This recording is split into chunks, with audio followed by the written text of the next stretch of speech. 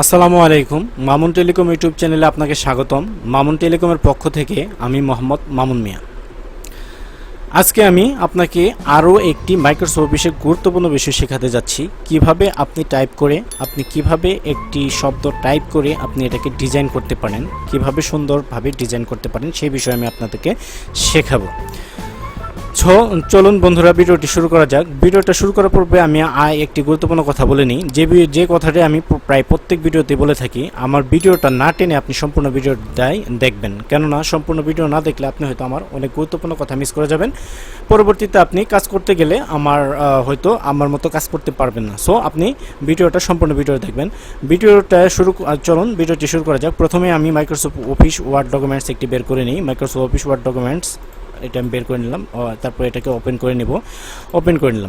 Open করে নেওয়ার পর এখন আমরা দেখব প্রথমে আমরা ফ্রন্টটা একটু বড় করে নেব। ফ্রন্ট বড় করার জন্য এখান থেকে আমাদেরকে মনে আছে অবশ্যই এই যে ফ্রন্টের পরে অপশনে এখানে কিন্তু ফ্রন্টের সাইজ দেওয়া আছে।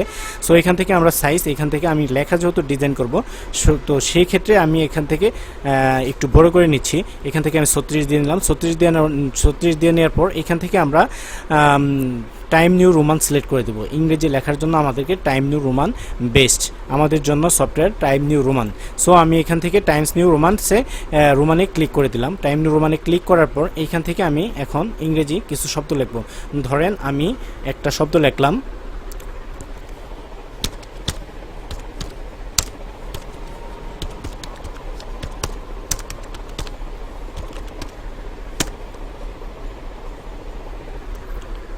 একটা শব্দ লেখার পরে আমাকে অবশ্যই প্রথম অক্ষরটা ক্যাপিটাল দিতে হবে। হ্যাঁ, দিলাম। এটাকে আমরা কিভাবে মডিফাই করতে পারবো, লেখাটাকে আমরা কিভাবে সুন্দর করতে পারবো সেই বিষয়ে আমি আপনাকে এখন দেখাবো। সো এই লেখাটা আমি মাঝ বরাবর মানে সেন্ট্রালে নিয়ে আসবো। সো লেখাটা আমরা সেন্ট্রালে নিয়ে আসার জন্য কিভাবে নিয়ে আসতে হয় সেই বিষয়ে কিন্তু আমি আপনাদেরকে দেখিয়েছি, কিভাবে লেখা সেন্ট্রালে নিয়ে আসতে হয়। মাঝ বরাবর নিয়ে আসার জন্য আমাদেরকে ইনসার্টে যেতে হবে, হোমে যাওয়ার পর হোম থেকে এই যে এখান থেকে সেন্ট্রাল অপশনটা যে আছে, সেন্ট্রাল অপশন আমরা যদি ক্লিক করে দিই, দেখেন আমাদের লেখা কিন্তু সেন্ট্রাল অপশনে চলে এসেছে, অর্থাৎ আমাদের লেখাটা কিন্তু মাঝামাঝি অপশনে চলে এসেছে। সো এই লেখাটাকে যদি আমরা ডিজাইন করতে চাই, এই লেখাকে আমরা বিভিন্নভাবে ডিজাইন করতে পারি মাইক্রোসফট অফিস ওয়ার্ডে।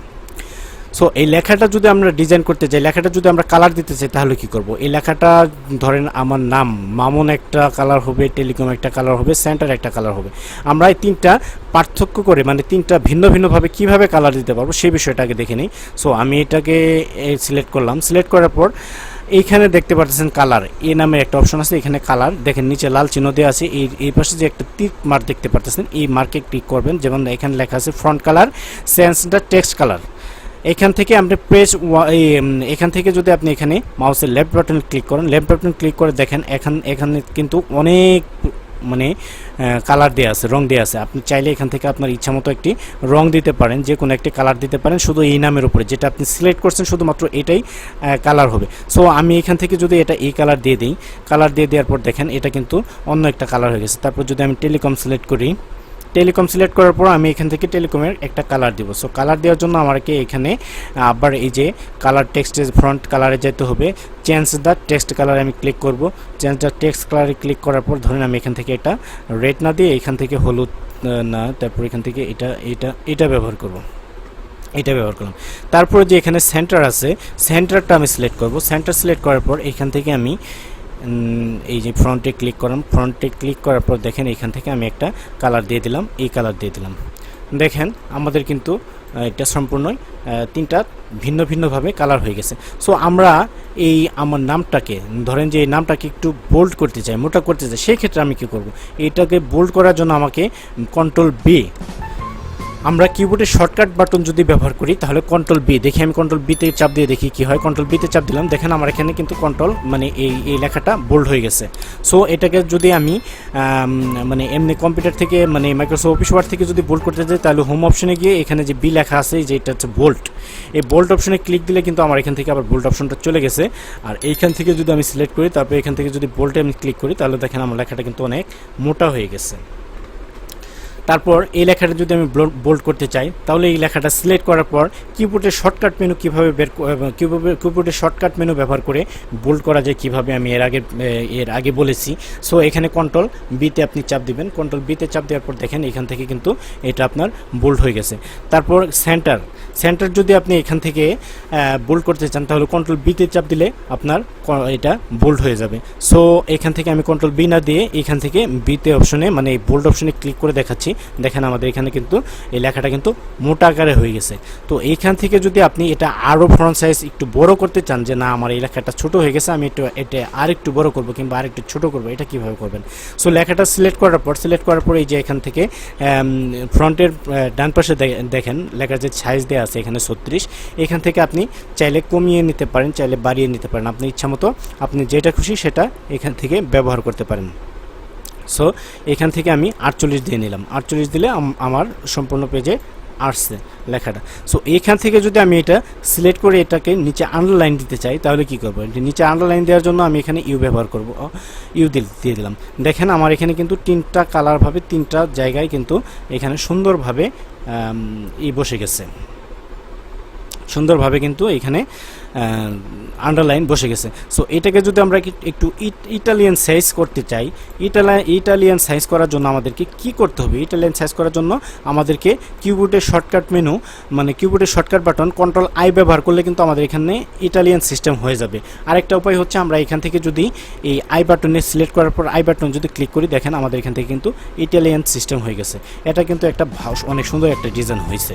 সো এই ডিজাইনের উপরে যদি আমরা একটা শেপ দিতে চাই, এই ডিজাইনের উপরে যদি আমরা একটা শেপ দিতে চাই, এই শেপটাকে আমার এই লেখাটা একটা ঘরের মধ্যে থাকবে, এই ঘরটা আমরা কীভাবে নিয়ে আসবো? সো এই লেখাটা ঘরের মধ্যে থাকার জন্য আমাদের লেখাটাকে ঘরের মধ্যে আটকাইতে হবে। সো আটকানোর জন্য আমাদেরকে ইনসার্টে যাইতে হবে। ইনসার্টে যাওয়ার পর এইখান থেকে দেখতে পাচ্ছেন শেপ, এই শেপ বাটনে যদি আমি ক্লিক করি, শেপ বাটনে ক্লিক করার পর আমরা যেহেতু ঘর দিব, ঘরের মধ্যে আটকাবো, তাহলে এই যে চিহ্নটা আপনি ব্যবহার করতে পারেন।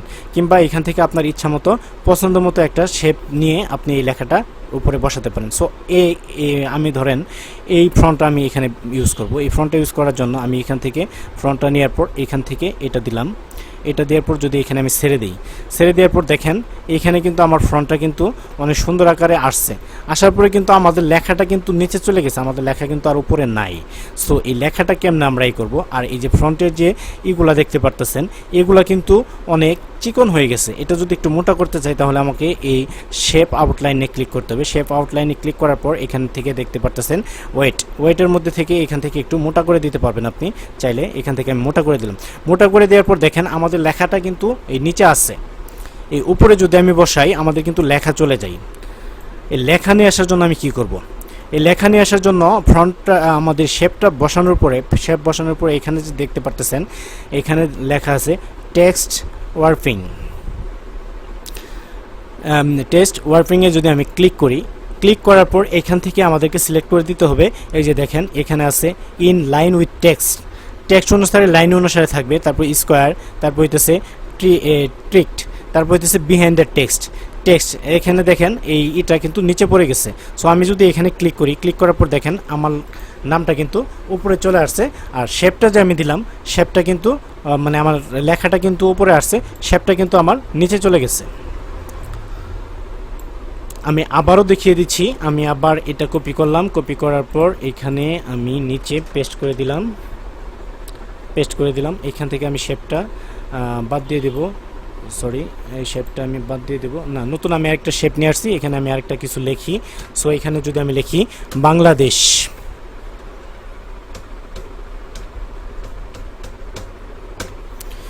এখানে আমি বাংলাদেশ লেখাটা লিখলাম। এই লেখাটাকে আমি একটু বোল্ড করার পর এখান থেকে আমি একটা বাংলাদেশের কালার দেব।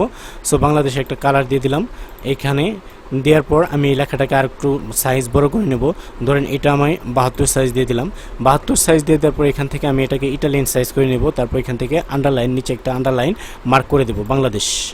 সো এখান থেকে আন্ডারলাইন মার্ক করে দেওয়ার পর এখান থেকে আপনি চাইলে এই লেখাটাকে সম্পূর্ণ কালারিং করতে পারবেন। কালারিং করার জন্য এই যে এখানে দেখতে পাচ্ছেন এবি ব্রাশ, এটা নেওয়ার পর যদি আপনি এখান থেকে টান দেন দেখেন এটা কিন্তু হলুদ হয়ে গেছে সম্পূর্ণ। এটা হলুদ হয়ে গেছে। সো এটা যদি আপনি এখন হলুদ হয়ে গেছে, এই হলুদ লেখাটা মানে আপনার এই লেখাটা যদি আপনি এইখান থেকে মানে এই শেপের মধ্যে আটকাতে চান তাহলে কি করতে হবে? তাহলে আপনি শেপের মধ্যে যদি আটকাতে চান তাহলে সেই ক্ষেত্রে আপনাকে ইনসার্টে যেতে হবে। ইনসার্টে যাওয়ার পর এখান থেকে শেপে আসবেন, শেপে আসার পর এখান থেকে ধরেন আপনি এইটা নিলেন, এইটা নেওয়ার পর এখান থেকে যদি আপনি এখানে এটা দিয়ে দেন, এটা দিয়ে দেন, এটা দেওয়ার পর দেখেন এটাকে আপনি কিভাবে মোটা করবেন। এই শেপটা অনেক চিকন হয়ে গেছে, শেপটা মোটা করার জন্য শেপ আউটলাইনে আপনি যদি ক্লিক করেন, শেপ আউটলাইনে ক্লিক করার পর এখান থেকে আপনি শেপ আউটলাইনটা অনেক মোটা দিতে পারবেন। ধরেন আমি এটা দিয়ে দিলাম। এখান থেকে আপনি চাইলে শেপের কালারও আপনি চেঞ্জ করতে পারেন। এখানে যেহেতু কালো আছে সেই ক্ষেত্রে আপনি যদি শেপের কালার চেঞ্জ করেন তাহলে এখানে গিয়ে আপনি শেপের কালার ইচ্ছামতোভাবে চেঞ্জ করে নিতে পারবেন। ধরেন আমি এখানে লাল দিলাম, লাল দেওয়ার পর তারপরে এখানে যে আমার আছে এই লেখাটা বাংলাদেশ লেখাটা কিন্তু আমার নিচে চলে গেছে। সো এই লেখাটা আমি কিভাবে মানে উপরে আনবো?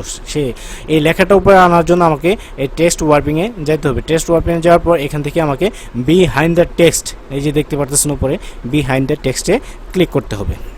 দেখেন ক্লিক করার পর আমাদের কিন্তু শেপটা উপরের শেপটা অনেকখানি কাটা গেছে, মানে নিচের শেপটা ঠিক আছে, উপরের শেপটা একটু কমে গেছে। সো সেই ক্ষেত্রে আমি কি করব? এই ক্ষেত্রে আমি এখান থেকে ধরে উপরের দিকে আমি টান দিয়ে এটাকে একটু বড় করে দেব।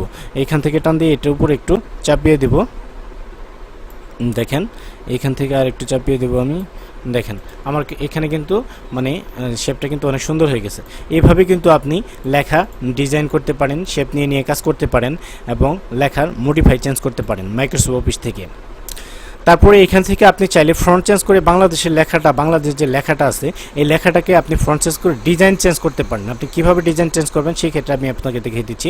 এই যে টাইমস নিউ রোমান যে আছে এটা হচ্ছে আমাদের ইংলিশ ফ্রন্ট, আমরা এই ফ্রন্টটা বেশি ব্যবহার করে থাকি। সো আপনার ডিজাইনের ক্ষেত্রে আপনি অন্যান্য ফ্রন্ট ব্যবহার করতে পারেন। সো আমি যদি এখান থেকে ডিজাইন ব্যবহার করি, সো এখান থেকে এটা দিয়ে দেখি এটা কি হয়, তারপরে এইটা, তারপর আপনি নিচে একটা করে দিয়ে দেখবেন আসলে লেখার সাইজ কীরকম, কোনটা কীরকম আসে। সো এইখান থেকে দেখেন এইটা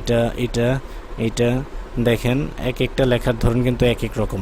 সো দেখেন এটা কিন্তু অন্যরকম হয়ে গেছে। তারপর আবার যদি আমি একটু সম্পূর্ণ সিলেক্ট করি, সিলেক্ট করার পর যদি আবার এইখানে যাই, দেখেন অনেক ধরনের লেখার সিস্টেম আছে, আপনি এখান থেকে চেঞ্জ করে দেখতে পারবেন। সো আপনি যেটা মন চায় আপনার সেটাই ইউজ করতে পারেন এখান থেকে, কোনো সমস্যা নাই। সো দেখেন এইখান থেকে আপনি ইচ্ছামতো ব্যবহার করতে পারেন। সো আপনার এখানে যে লেখাটা কিন্তু কালার হয়ে আছে হলুদ মার্ক করা। সো এই মার্কটা যদি আপনি আবার সরাতে চান তাহলে আপনাকে আবার এই ফিল কালারে যেতে হবে। ফিল কালারে যাওয়ার পর এখান থেকে আপনি আবার ব্রাশ নিয়ে এখানে টান দিয়ে দিবেন। টান দিয়ে দেওয়ার পর কিন্তু আপনার এখান থেকে কালারটা আবার চলে গেছে। সো আশা করি আপনারা আমার এই ভিডিওটা বুঝতে পারছেন, কারণ এই ভিডিওটা আমি আপনাদের জন্য খুব সহজভাবেই বানিয়েছি। এই ভিডিওটা যদি আপনারা সম্পূর্ণভাবে দেখেন তাহলে আপনারা কিভাবে ফ্রন্ট চেঞ্জ করতে হয়, কিভাবে লেখার ডিজাইন করতে হয়, কিভাবে শেপ ইউজ করতে হয় সেই বিষয় সম্পর্কে আপনারা বুঝতে পারছেন। আমার এই ভিডিওটা যদি আপনার ভালো লাগে তাহলে অবশ্যই একটি লাইক করবেন এবং কমেন্ট করে আপনার মতামত জানাবেন। পরবর্তীতে আপনি কোন ধরনের ভিডিও চান সেই বিষয়ে আমাকে কমেন্ট করতে পারেন। এবং আমার এই চ্যানেলটি যদি আপনি সাবস্ক্রাইব করে না থাকেন তাহলে অবশ্যই একটি সাবস্ক্রাইব করবেন এবং পাশে থাকা বেল আইকনটি চাপ দিয়ে রাখবেন, কেননা নিত্য নতুন ভিডিও আপলোড দেওয়ার সঙ্গে সঙ্গে আপনার এখানে নোটিফিকেশন চলে যাবে। ধন্যবাদ, আসসালামু আলাইকুম, ভালো থাকবেন, সুস্থ থাকবেন, আল্লাহ হাফেজ।